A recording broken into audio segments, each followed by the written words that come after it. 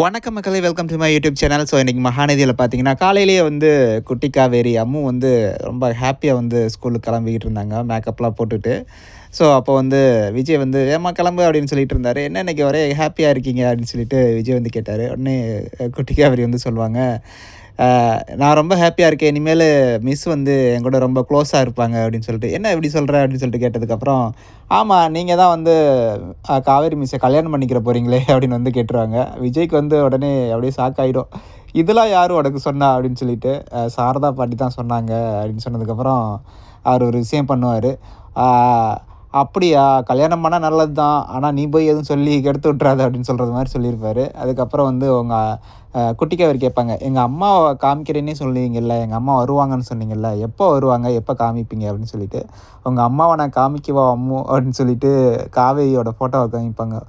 இவங்களா, இவங்களும் எங்கள் மிஸ்ஸும் ஒரே மாதிரி இருக்காங்களே அப்படின்னு சொல்லிட்டு, அவங்க தாம்மா உன் அம்மா அப்படிங்கிறது மாதிரி இருந்துச்சு. ஸோ எனிவே கடைசியா அவங்க அம்மாவை வந்து ஃபோட்டோவில் பார்த்துட்டாங்க, குட்டி காவேரி இதுதான் அம்மான்னு சொல்லிட்டு.